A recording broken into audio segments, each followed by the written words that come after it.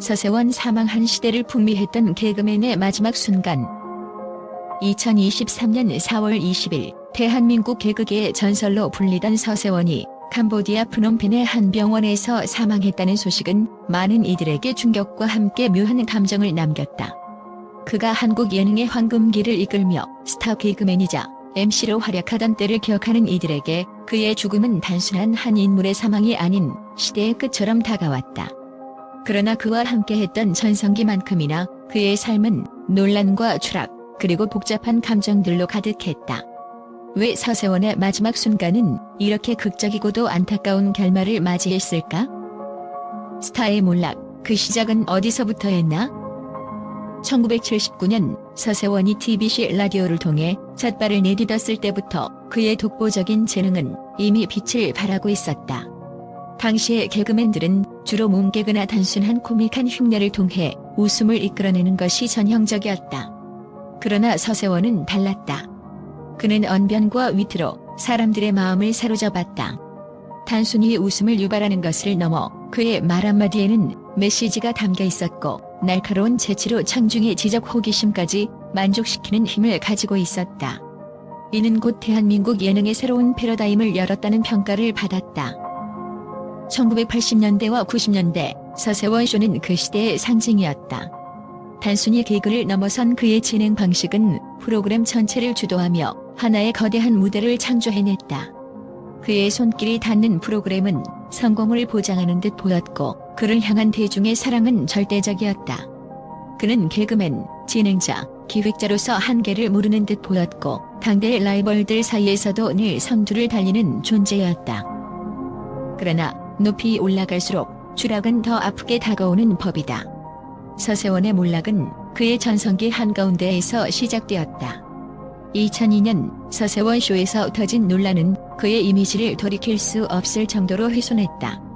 월드컵 열기가 최고조에 달했던 그해 국민 영웅으로 떠오른 축구 선수들의 부모를 초대해 조롱에 가까운 질문과 발언을 이어갔던 사건은 대중의 분노를 일으켰다.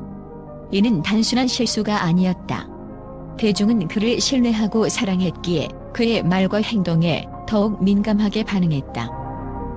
특히 국민 예능으로 자리 잡았던 프로그램에서 국민의 영웅과 그 가족을 조롱한 행동은 대중의 자존심에 깊은 상처를 남겼다.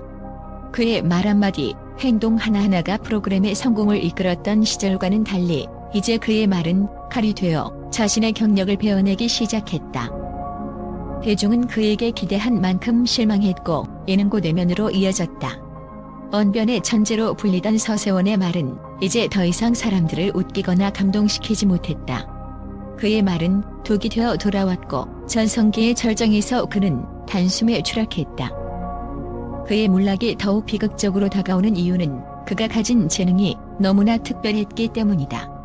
그는 단순한 개그맨이 아니었다.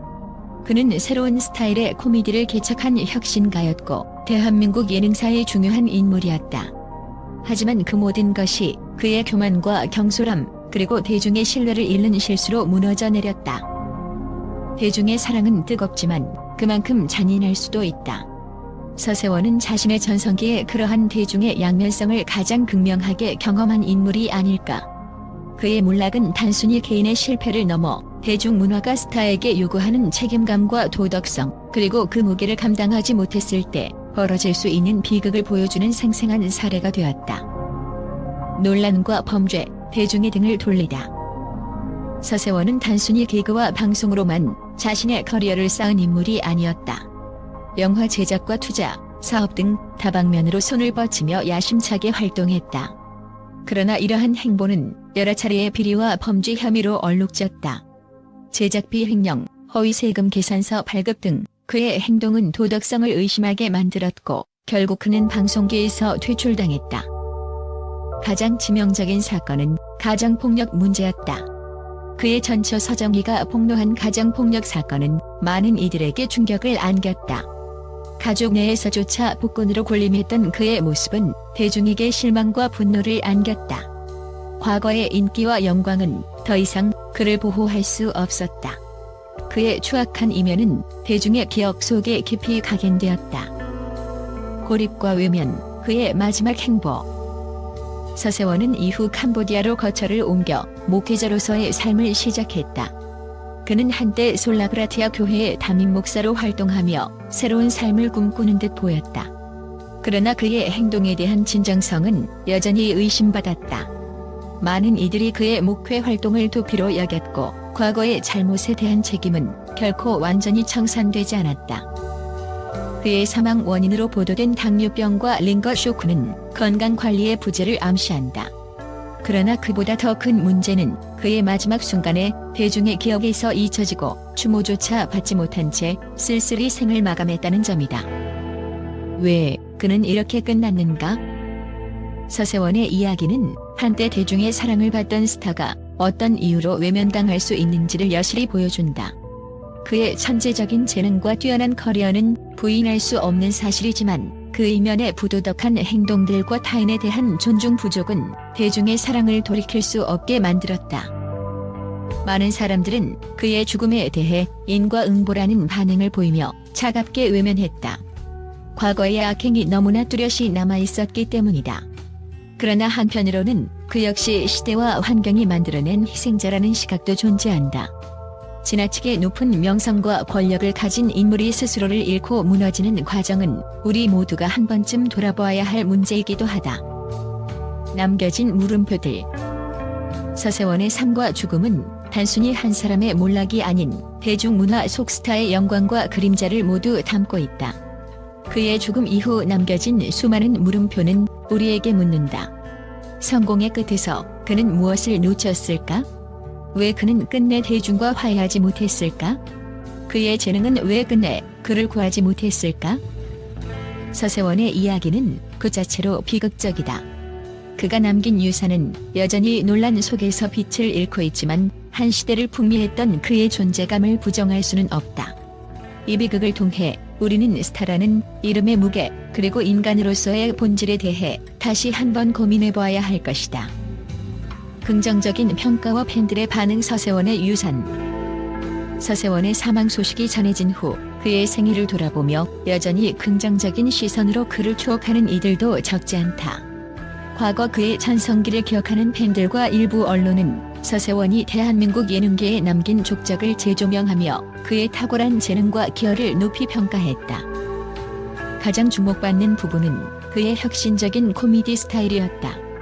몽개그와 단순한 상황극이 주를 이루던 1980년대 서세원은 말로 웃기는 새로운 스타일의 코미디를 대중에게 선보이며 큰 인기를 끌었다. 팬들은 그가 시대를 앞서간 개그맨이었다고 말한다. 특히 당시 대중의 시선을 사로잡았던 그의 명쾌한 언변과 예리한 순발력은 단순한 웃음을 넘어 생각할 거리를 던져주는 힘이 있었다는 점에서 많은 이들의 마음을 움직였다. 그의 전성기를 회상하는 팬들은 서세원 쇼를 대한민국 토크쇼 역사에서 빼놓을 수 없는 프로그램으로 평가한다. 서세원은 단순한 진행자가 아니라 프로그램의 기획과 구성을 주도하며 예능을 한 단계 더 발전시키는 데 기여했다. 당시 프로그램에 출연했던 게스트들과의 호흡, 과감하고 도전적인 진행 스타일은 대중에게 신선한 충격을 안겨줬다. 한편은 서세원 쇼는 매주 기다려지는 프로그램이었다. 그는 단순한 MC가 아닌 시대를 이끄는 연예계의 리더였다고 회상했다. 언론 역시 그의 공로를 인정하며 서세원은 대한민국 예능계의 한 시대를 상징하는 인물이었다는 평가를 내놓았다. 특히 그가 대중에게 웃음을 주기 위해 끊임없이 새로운 아이디어를 시도하고 유행어를 만들어냈던 노력은 당대의 예능계 발전에 큰 역할을 했다고 분석했다. 물론 그의 삶이 논란과 사건으로 얼룩졌던 것은 부인할 수 없지만 그의 재능과 기여만큼은 분명히 기억되어야 한다는 의견도 존재한다. 팬들은 그의 인간적 결점이 그의 업적을 모두 가릴 수는 없다. 서세원은 코미디언으로서 시대를 앞서간 예술가였다고 말하며 그를 추억하고 있다. 서세원은 떠났지만 그가 예능계에 남긴 유산은 여전히 빛나고 있다. 그의 재능과 열정을 기억하며 사람들은 그를 대한민국 코미디 역사의 중요한 한 페이지로 기리고 있다.